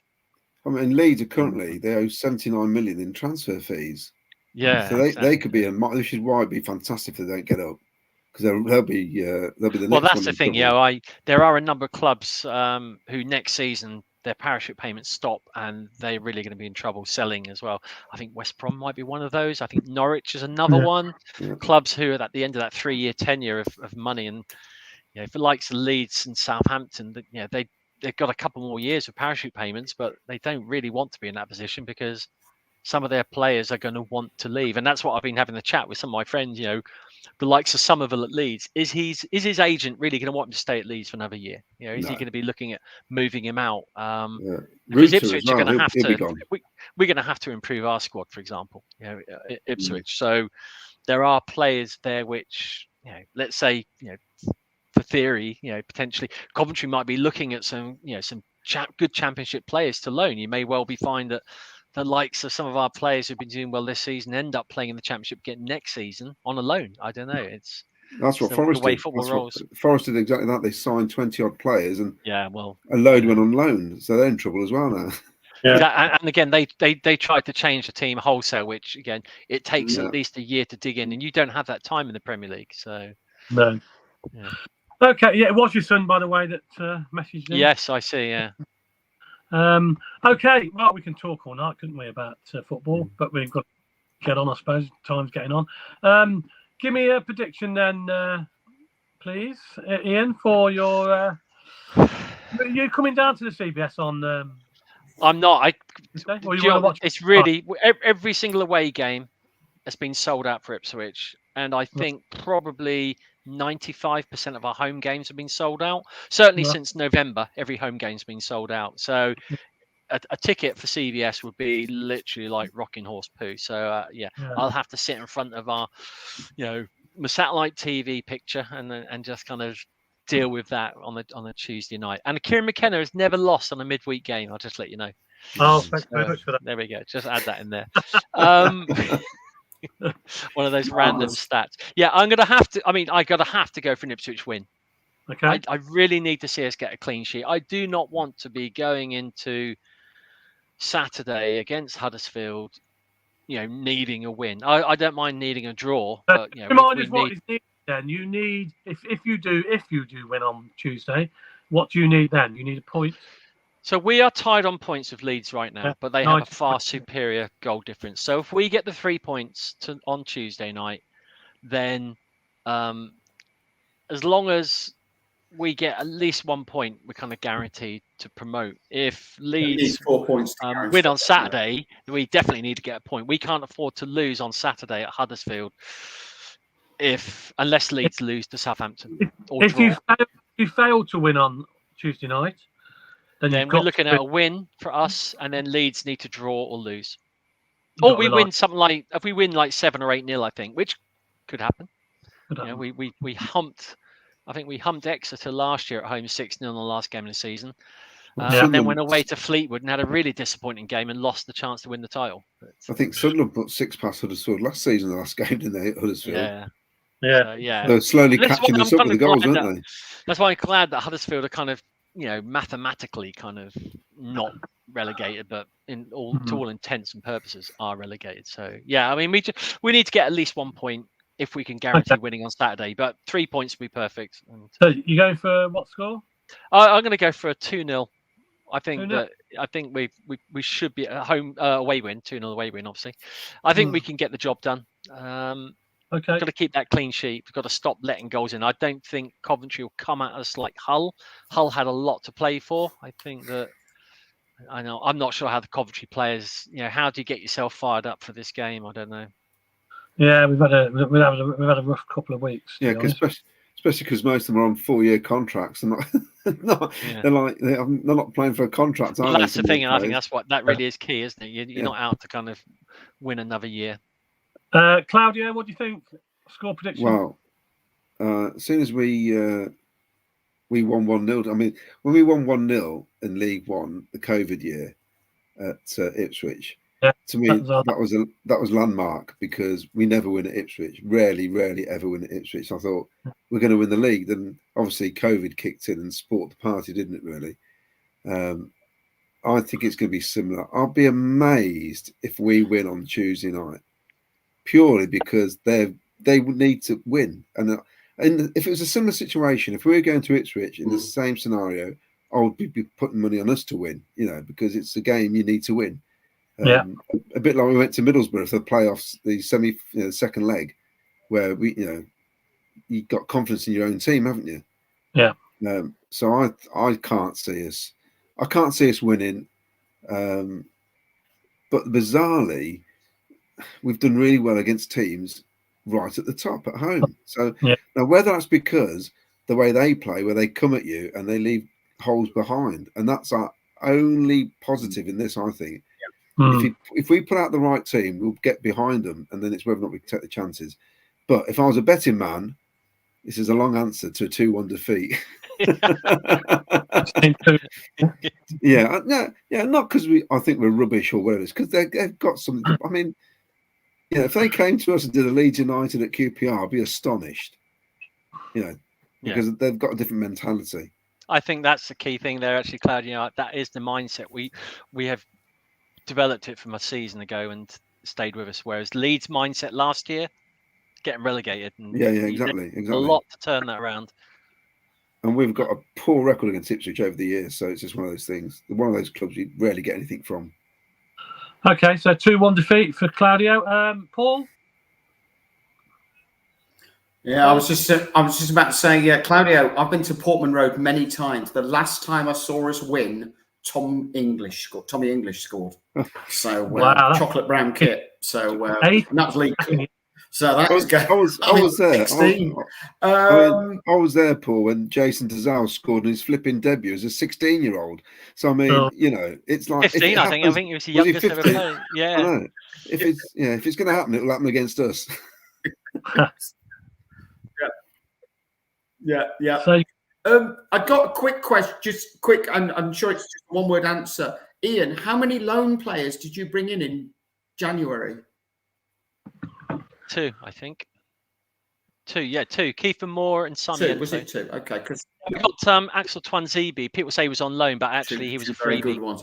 He came on a free transfer. Yeah. Sorry about that. I think we'll lose 2-0. There was 3. There was 3. We nicked Blackburn's captain, didn't we? Travis Spence. Okay, 3 players. Yeah. That's bad though, 3 lone players. That's good. Sorry, Paul. What did you say? What score? What was the score, Paul? You said. I think we'll lose 2-0. I can't after going to Blackburn. I can't. 2-0. 2. Okay. Right. Okay. I'm going for a draw, but I'm going for 2-2, high scoring draw. So I think we will draw. We're going to point. So yeah, we're going to spoil the party a little bit, I think. It's interesting what Robin said. We don't want anybody winning the league, getting promoted in our backyard, is what he said. So I thought, blimey, bit of fighting talk. Victoria agrees with me. She says 2-2, typical club to do something unexpected. Alison Berry also says 2-2. It's quite a few. Now, Wes got 4-0 Ipswich. Wow, Wes. I'm not sure about that. But you never know. It's possible. Wes. It's possible. Okay, that's it then. Thanks very much, Ian, for joining us. Ian Ross from Ipswich Town. No, thank you. And I wish you the best of luck after Tuesday night, obviously. And hopefully, I hope it'll be us singing the twist and shout in the stands on Tuesday night. That's what I hope. Like I said, Coventry fans, absolutely, without doubt, head and shoulders above any other fans that have been to Portman Road this season. And I think many fans, Ipswich fans, will agree with me on that one. Literally, the best fans. Oh, yeah. Well, thank you very much. A couple more Thanks. scores coming. 2-1 Mark Cunningham, 2-1 City. Dave Saunders reckons 2-1 City as well. And now, your son's come back. He reckons 3-1 Ipswich. Yeah, he used to play for Ipswich, so he probably shouldn't have. He'd have a good idea. He used to play. Yeah, he was goalkeeper many years ago. Bless him. Oh, okay. Oh, right. Okay. Do you play many games or? No, he only played for the reserves. He didn't get into the first team. But Yeah. Okay, fair enough. Was he a disappointment, Ian? He turned down Cambridge United, so there we go. Fair play to him. Oh, well, there you go. Well, look, thanks very much for coming on. It's been a fascinating tour, and I do wish you the very best after Tuesday, obviously, and hopefully, if you do go up, you'll enjoy the Premier League. Brilliant. Yeah, thanks a lot, guys, and best of luck to the end of the season. Yeah, kind of give Tuesday a pass, please, and that'd be great. Yeah. And just Alison Berry just says, "Can you leave Twist and Shout to the experts, please?" When you started singing it at Portland Road, everyone's going, "What are they singing the Twist and Shout?" It's like, oh, it's a long story. Yeah. Oh dear. Right. Thanks very much, Ian. Thanks for joining us. Cheers, guys. Take care. Cheers, All Ian. the best, mate. Thank you. Cheers, Ian. Thank you. Cheers, mate. That was Ian Ross from the Ipswich Town podcast. Claudio, there's been loads of comments. Have you got any more comments? Yes, we've got loads of comments. I'll try and get through these.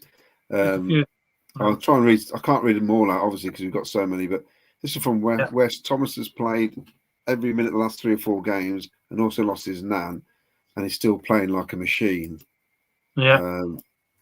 This is Gibbo. Couldn't put a number up times, Vicky, but it's happened a lot. Very frustrating. This is on about the faffing around at the edge of the box, and we lose it, and then we're under pressure. Yeah. Because what happens is our midfield get quite high, and then there's no cover. So right. Yeah. Dave McGee, small squad means tired players like this season need to escape the cycle. Look at Hull City January transfer window. They were. I don't know if you remember. We did one of these just after the about 2 or 3 months ago, where I said I thought Hull City could sneak in because of who they signed in the window. Yeah. They got loads in. Dave Saunders, we will not get 19,000 season tickets next season. The problem is the television, because there's only going to be, I think, there'll be more midweek games. More midweek games. Yeah, I think there's only 6 games on a Saturday or at 3 p.m. or 5 games or something like that. What do you do? Because the clubs want the money, and this is the price you pay for it. That's. So we could end up, travelling away on a 12 o'clock kickoff on a Sunday somewhere miles away, couldn't we? Yeah, we've been. I mean, it's all right if you've got home games midweek. Even then people can't go to it, but it's a nightmare if it's a bad one away. Yeah. Wes, we need 1 goalkeeper as number 1, definitely. 2 central defenders, 1 right back, 3 central midfielders, 2 wingers, another forward, and probably a number 10. Yeah.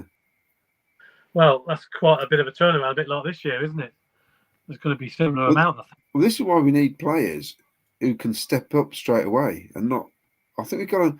It depends what the club want to do, because if we just want to do this, bring players in and develop them, we're not going up. We're going to be top half, and we may be around the playoffs, like Doug King says, but it's not going to be strong enough to take us up. I think at some point, if we could get promoted in that way, that's miracles by our coaching staff. You know what I mean? You need, at the end of the day, you need talent in there as well, proper talent. Yeah. And that's what we need to do. I think we've got to go. I'd like to see us go for the automatics next year. No matter the playoffs, we need to get enough players in, quality players, to go for the automatics. He's got this 5-year plan, hasn't he, Doug? We're within that 5 years still. So I think next year could be a big year for us. Well, I think if you aim high, you'll end up where we are now. I think in the past, some clubs think, we just got to make sure we survive, and the chances are you're in a relegation battle from the start. But if you aim above halfway, if that's what you're aiming for, like around the playoffs, you'll have a better season, because I think the mindset's different. Yeah. Dave McGee, so proud of the COF fans. We're the best. Thank you, Fads. What a hero for City.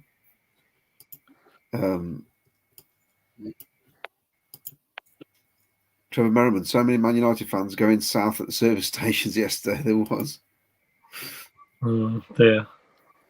What's interesting, because people say, well, we've got fans all over the place, but a lot of the people they're from the area have just, like Paul, have moved away.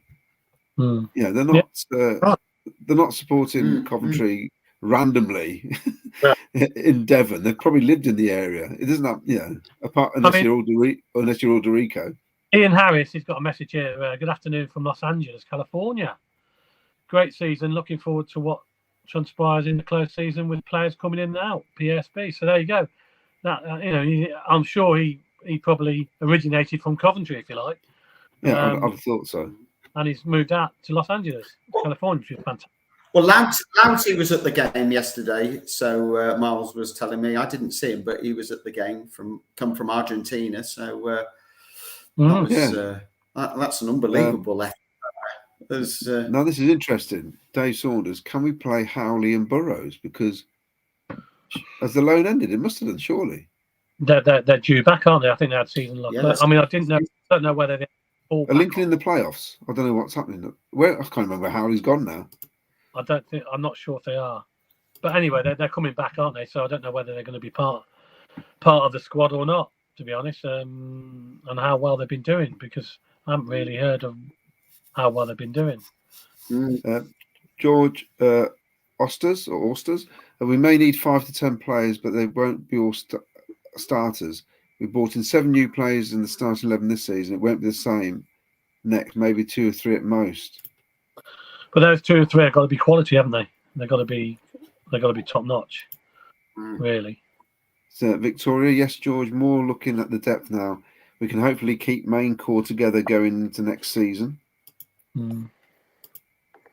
Wayne Walden, hi guys, hope you're all well. I'd like to say that Coventry will win the championship next season. From a Fulham fan. Well, thanks, Wayne. I'll take that. Getting applauded. I've been slagging Leeds off. As a Leeds fan, you deserve to beat us a few games ago. I hope you can turn Ipswich over on Tuesday. Oh, they want a favour now. Yeah. My wife said that as well. She says, remember, she's a Leeds fan. Well, to be honest, we all want to do it. We all want to spoil a party, don't we? You know what I mean? That's I'm just hoping we can do it. Alison Berry, I agree with Claudia. If we had a couple of lower Premier League, we would start strong and gain an understanding of what they need to progress. I mean, I've heard rumours been circulating that go on then. Probably gone back in for Callum Doyle from Leicester. They've gone back to Man City. They were disappointed. Man City said he only played 22 games for Leicester last season. He played 45 games for Coventry. He was injured though. Was it at some point? Yeah, but he only actually played 22 times. So, I mean, I wouldn't mind Callum Doyle back. He did have a good job. He did well for us. He's a young player. So I don't know. Maybe that's on the cards. I don't know. Jack Saunders, great season. Look forward to 2 home games. They often don't like doing that, do they? What's that? Bringing players back? Yeah, they don't. They seem to have an idea that they loan them to learn different skills and different tactics and things like that. So there's I think what they're saying. It was interesting to see Callum Doyle actually was at Wembley as well, watching us in the FA Cup semi-final. Believe it or not, I've seen him in the Faz. In that. Yeah, Faz was there as well. Good player. You know, maybe he's complained that he hasn't been playing enough. I don't know. He wants to play. He wants game time, doesn't he? So maybe that's the reason. So Jack said, great season. Look forward to 2 home games and hope for 7 signings. And it's the Premier League, not the Premiership. We're Coventry City. We call it what we like. When we get there, we'll call it the Premier League. That's related to Oggy. No. Yeah, Oggy. It does my head in when he keeps saying Premiership, to be honest. Yeah. Oh, yeah. I mean, we should have mentioned this, what happened against Maidstone here. Yeah. Oh, God, yeah. So we've got more here coming in. A lot of the predictions you've read out already.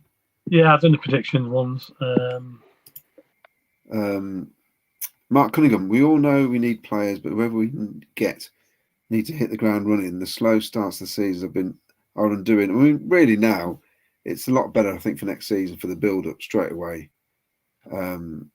Things they can cross the T's and dot the I's, whatever you call it, a lot sooner, I think, with some of these players.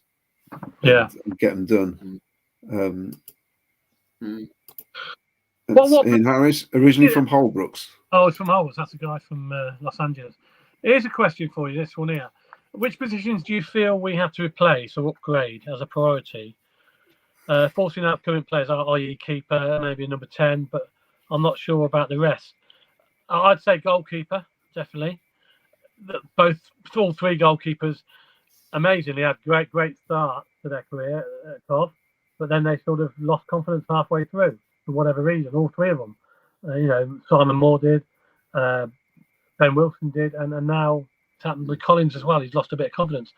So perhaps they need a good, strong number 1 goalkeeper, and I'd say certainly, possibly number 10 as well, and maybe another centre half. I don't know. What do you think, Claudio? Keeper. Definitely. I made a list, Ken. I've got keepers to start with. Yeah, I've made a list. We need another 10, definitely, or somebody playing that playmaker role, because Callum's not staying, is he? I'll be amazed if he stays. Yeah.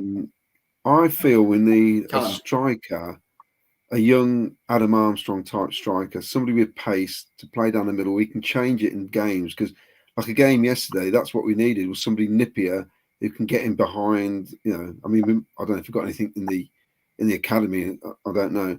We also need somebody out wide right, because Sakamoto, we don't know how good he's going to be when he comes back. And also defensively, we need left backs and right backs.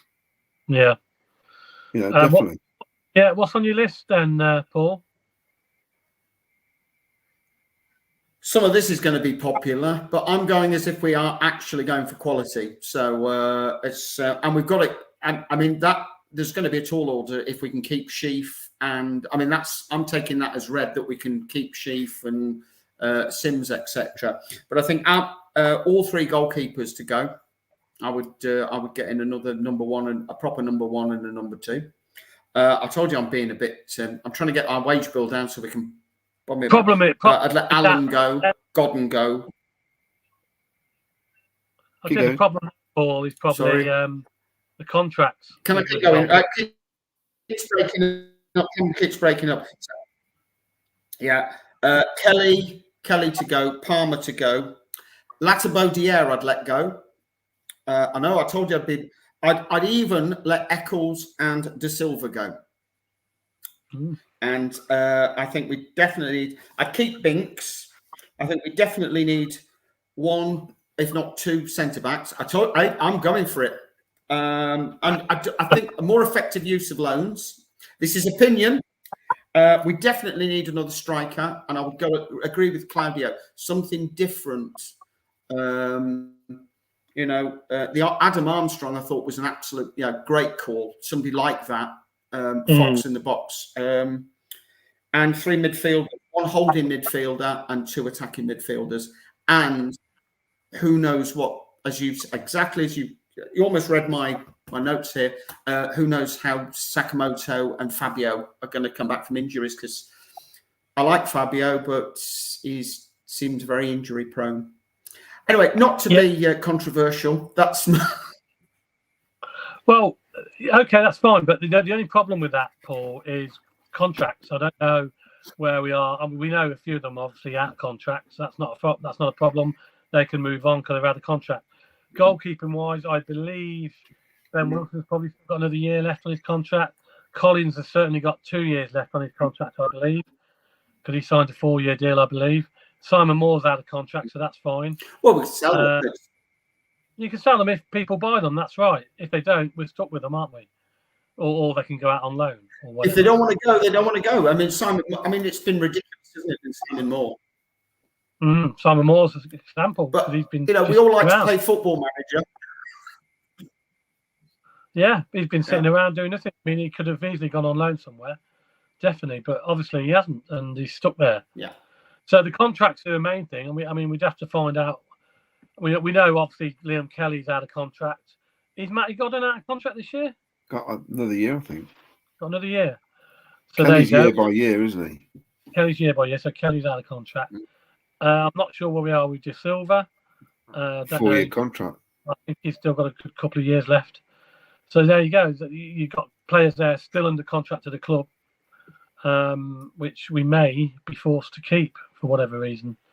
But yeah, I see where you're coming from. Yeah, I take that on board, but that's my concern is if we're really serious, that's to me is players that I've seen not be consistent or perhaps provide the physicality that we need. But I feel we need it's to a go. game of opinion, and as I said, I feel we need to go down the route of looking at the Dutch leagues, like we've been doing, and the Scandinavian leagues or Scandinavian players, because in recent years they've been pretty good. You know, and they got, you know, especially, you know, I think that's what we need to do. You're not the trouble with on the Premier League players would be great if you get one on loan that's not getting into the first team, but they come with a hell of a wage package. Whereas if you go in the Dutch league, like Hamer, like Van Ivak, obviously, you know, Torp was playing out in Europe. You got Jokeres, I know he was at Brighton and Swansea, whatever, but obviously he's come from Sweden. There's loads out there. You know, the Scandinavian market is huge, and you do get proper players who can play in the Championship. And I think that's where we would go down. I mean, Hull have picked up some beauties over the season. They have, you know, to be honest. They have, yeah. And I mean, let's look at it. We got Totally Rice. I mean, it's starting to come good now, but we got him from the Turkish league. You know, yeah. So he can go look abroad because they're cheaper for a start. You know, especially when they're looking to break through. Yeah. And obviously, you know, if Van Ivak has another season like this season, his value is up to 25, 30 million. It may sound crazy, but it's true. That's how it works. You know, we've talked about this before. I've got some more comments here. Ken? Yeah, go on. It's from Ian Plimlock. Loans from other clubs won't be in our register of players with the EFL. We don't know. Mark Brown Cockerell. Can we play high quality teams in pre-season? That would help us for the rest of the season. Well, we haven't played a top side in pre-season for a while now. We certainly don't seem to play any home games. I think the last sort of top team we played home with Wolves. Yeah. At the TBS. Whatever reason that is, I don't know. I mean, obviously they had problems with the stadium before, and maybe that was a problem. But now we should be able to play some home friendlies. You won't play what's classed as the top six because they'll be away somewhere in America playing those silly tournaments they play all around the world, don't they? But there's nothing to say you can't play another Premier League side like a Palace or even Fulham or whatever. Yes. Like that, or a decent foreign team, like a Man United, an average team. Yeah, mid-table team. Paul Cuttyford, we need a full backbone, including a goalkeeper. Getting League 1 and 2 players is no good. I think this is where fans will get fed up. Totally agree. If we get season ticket sales like another record season, say it happens, we get another record season tickets next season. Yeah, and the players are still the same that we're bringing in. He's got. I think he's got to. It doesn't give out the right signal if you're saying you want to move forward. To me, that's not moving forward. That's just stabilising, basically. It's staying as we are. The lad from Grimsby, quite good apparently. Says Gareth 87. Lad on loan at Grimsby. That's that was for Howie then. Yeah, Howie. Howie now this is something that was mentioned to me actually in the pub about the goalkeepers. They all seem to start well and then lose their confidence. I mean, is it something to do with the goalkeeping coach maybe at the club? I don't know. That he's coaching, sees them every day. He knows what the problems is. And it all has happened to 3 keepers, exactly the same. They've all I got did the notice the confidence. surname of that. The person that made that comment was Collins. Is that Brad's dad? No, that's Gavin who sat behind me, the coach. It's not my lad, it's the coach. Victoria, I think priority is strength in depth and centre midfield. Losing midfield battling games is fatal. I like this. Yeah. Cavendish, Sammy Smodics put it over the bar yesterday because he didn't want to score against his new club. When he signed, it's like the same when he signed for Blackburn last season, he was, well, he scored a few goals, but nothing like this season. So he's, the trouble is you don't know if he's going to do that again, do you? No. Yeah. Wayne Littlewood, goalkeeper, centre back, right back, 2 midfielders, new forwards, someone fast as sometimes Sims and Wright look like they're running in treacle. I've seen this one here. Gavin Williams. Wouldn't it be play high profile pre-seasons at the CBS like a top La Liga or Italian team? Maybe you've got your sources out there, Claudio. You can get an Italian team. Yeah. Do you remember we played Benfica and absolutely trounced us in the season? I think the season we got relegated. I think we did remember that, yes. Basically knocked the confidence out of us before the season even started. Now, Gibbo says you're the hatchet man, Paul. The hatchet man. Oh, well, I'm sorry about that. Yeah. Why about? Yeah. Well, it's better than Jimmy Somerville. So Dave Saunders says only 4 out of contract. O'Hare, Kelly, Moore, Binks. Yeah, Binks is loan, isn't it? So right, okay. So it just depends financially what we got. Yeah. This is a good one. I mean, this is Ian Pullett said suggested Man City as a real final in pre-season. The real FA Cup final. Yeah, that's possible. Yeah. Mark Rainbow, I know we've got Sakamoto from Holland, but would it be a sort of foot in the door for players from Asia? No. It's Gary 87. Obi Wiku. Oh, yeah. Right. That's the guy at Grimsby. Okay. Yeah, the centre forward. Yeah. Mark can agree, Claudio, players from Europe and maybe Oriental players as well. And I've done that one from Gavin. Yes, they're all the comments. Okay, up to date with the comments. I was going to just move on quickly because time's running out. Play of the season, Claudio. Who would your choice be? We have to remind everybody we've got a competition going on at the moment. Anybody that messages in, you should get on the email scarberryfanstv@gmail.com.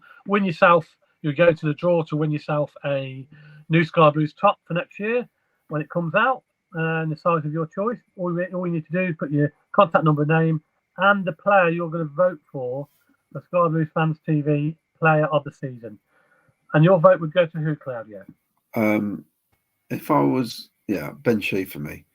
I just think we look a better team when he's playing in the team. I know if I was part of the squad and there was a Players Player of the Year award, I'd give that to Bidwell because he's been fantastic during the season. Really, for what he's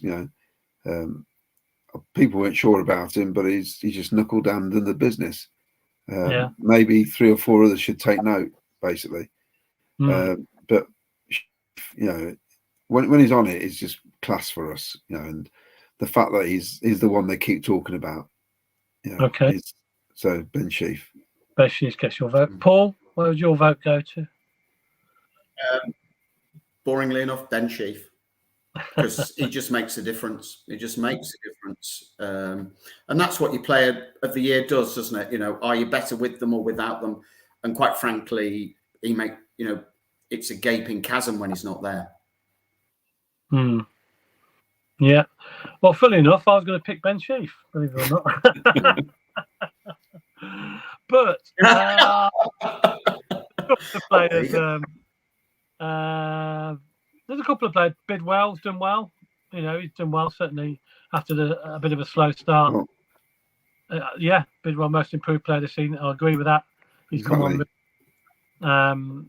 So yeah, but overall, I think if you look at the picture, the whole season, I think Penshie's got to be up there because he's been tremendous for us. And you've got to remember, he got a lot of flack when he first came here. If you remember, people were saying, "Oh, why are they playing him? He keeps giving the ball away, this, that, and the other." So it took a while to get into the way we play, and the system we play. But I think he certainly is now. And a future club. He's been club captain, obviously, while Kelly's been out. And I think if Kelly goes, I think he'll certainly be the new club captain. I think that'd be ideal for him. And it might help him get over I know he'd be devastated with that missed penalty as well, which we all are, and I'm sure he is as well. So, but yeah, fantastic player for us. He's been brilliant, and he'll get my vote without a doubt. Anybody else that wants to vote, of course. I would also say, Ken. Yeah. I was just going to say, I would also put Bidwell as the nicest man who plays for Coventry City, because just to clear up, Bidwell did speak to us on the phone on our train going to Wembley. Yeah, what a lovely bloke he was, because he's made it sat next to us. And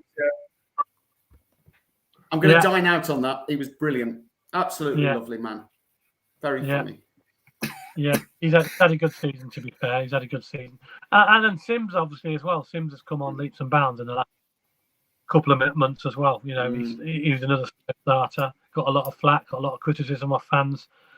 But he's there and he's put the ball in the back of the net. And you can't argue with his goals he scored, can you? So, at times he does look a little bit sort of lazy sort of player at times. But his work rate in the last few months has been fantastic. He's upped his game, I think, and his confidence is just getting better and better. Every game he plays, I think he's improved. So he's up there as well, But for me, I'd go for Sheaf. So anybody out there who's obviously hasn't voted yet, get your votes in to skybluefanstv@gmail.com. Your contact number, name, and the player you're going to vote for player of the season. And you all go into a draw to win a new cough top, which comes out shortly. It'll be released, I'm sure, soon. We'll see pictures of it in the next few weeks or so, in the size of your choice. So you could be the first one of the first ones to get it when it comes out. So that's a good competition. So you've got to get your entry in. Remember, Hamer won it last year, and we presented it to him at the awards night. Now, I'm not sure if we're going to the awards night this year because it's gone up slightly in price from £90 to £150. So I'm not quite sure if we're all going there yet, but that's the decision we'll have to make. I don't think we are at the moment. It's a bit expensive, but yeah. So what we'll do, we'll try and get hold of Ben Sheaf eventually, if he or whoever wins it. But he seems to be quite popular vote at the moment, Ben Sheaf. So get your votes in, and we'll do the draw obviously on Friday. You've got till 12 o'clock Friday, where the draw will finish, and we'll count up the vote and we can announce it over the weekend and get the player and hopefully get it presented to him before he goes off on his summer holidays. Right, Claudio, anything else we missed, or have we covered everything? Just one last one. We'll get this up. I think we all can agree. Peter Doolan, surprise player of the season, is Sakamoto, has been brilliant. Like I said earlier, our downturn is definitely since he's been injured. Yeah, and it says here, Paul Clifford is what I was just saying a minute ago. We must remember that Sims and Wright need 20 games to settle down. Yeah, well, that's right. Yeah, quite correct. Right, it's been another great night talking about the Sky Blues. Games are running out, unfortunately. We've only got 2 games left, both at home against Ipswich, and we finish the season, of course, against QPR on Saturday. Don't forget, we've got our night out on Thursday night, where you can come and join us at the end of season party. There we go. Look, Claudio's already there. Look. Thursday at the White Horse. We'll all be there, and we'll have a live stream, and we'll have a chat, and we'll have a few drinks and stuff, and talk about Coventry City. And you can also vote for your player of the season there as well, because you just have time, because the deadline's going to be Friday. So we'll have a raffle as well to win some some prizes. So come along. We'll have a fun night at the White Horse on Thursday, 7 o'clock. We'll have a live stream as well from there. So we'll all should be there. Should be a good night. And of course, the other things, the statue appeal, which we said earlier, donations required. There's the account details. Try and get as much money as possible to raise for George and John's statue. And also the golf night, the golf day, should I say, Thursday the 6th of June. That's a few weeks away yet. Teams required, and you've got a chance of playing with an ex-Coventry City player, former Coventry City player. Contact Jim Brown on them details, on his phone number and his email address there if you're interested in putting the team in. And of course, a charity quiz night, which we hope to have a quiz team on Saturday night at the Wolfsgrave, and that's Wayne's charity. Wayne was on earlier. His lad has got a charity going on.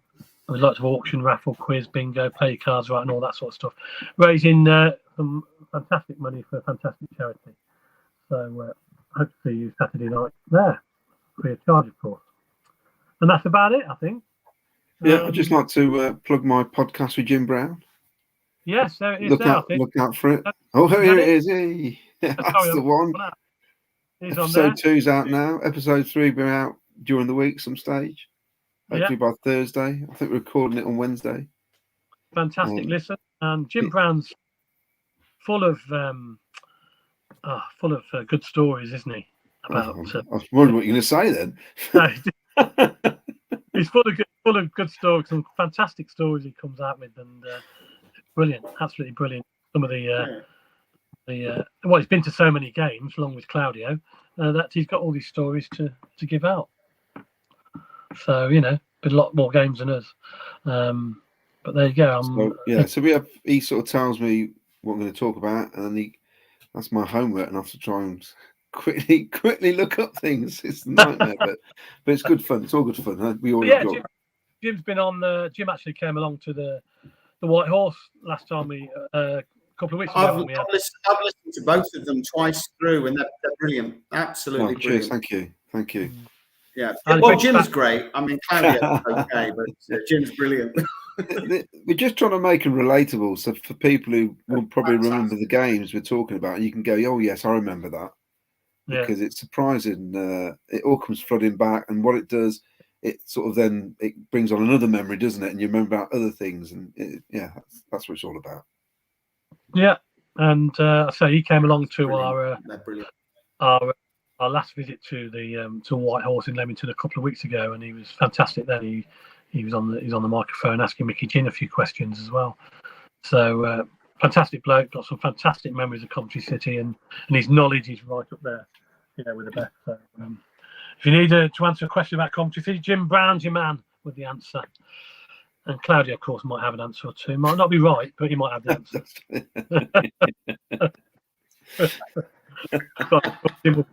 Jim Brown will put him right if he was wrong. I'm sure he would. Right, that's about it. Run out of time. We've gone over as normal. We'll be back. Alison Berry, will you still be on during the summer? Yes, we will have some specials during the summer. We won't be on every week, but we'll have some special programs, so stay tuned for that. We'll have some special with some former players, interviews with former players, etc. So stay tuned on the social media for all them details. At the moment, our next live show will be on Thursday from the White Horse, which is party night, of course. We'll all be there talking about, obviously, hopefully, another 3 points in the bag from Tuesday night against Ipswich. I'm looking forward to the final game of the season against QPR on Saturday. I'll be back next Sunday as well to talk about the QPR game and the end of the season. And don't forget to vote for your player of the season. SkyBlueFansTV@gmail.com. Need your contact number, your name, and the player you're going to vote for. And you could go in the draw, you will go in the draw to win a new Sky Blues Hummel Top for 24-25 season when it comes out in a few weeks' time. So get your votes in, and it'd be interesting to see who's going to win it. But I'm sure we've all got our own reasons to vote for our own players, and so it'd be interesting. So thanks very much for joining us, Paul. Thank you very much, as always, all the way from Cheshire. Thank you. Thank you. And Claudio, as always, thank you very much. Pleasure. From Coventry, thank you. Yeah, at Berkshire. Oh, for Berkswell. Well, you just opened the board. You just opened the board. I've got a load of roof tiles out the front here. I'm just about to have a new lid put on the top of this house. So are you? I'm currently in my daughter's. This is where I'm doing it from. The daughter's bedroom. That's got the leak. So I'm hoping nothing's going to fall down on me. Okay, temporary studio at the moment. So yeah. Well, the lights just come on. So yeah. Right.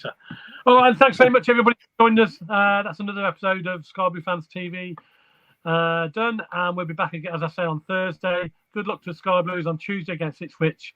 So it's a big play up Sky Blues and a very play up Sky Blues. Very good night.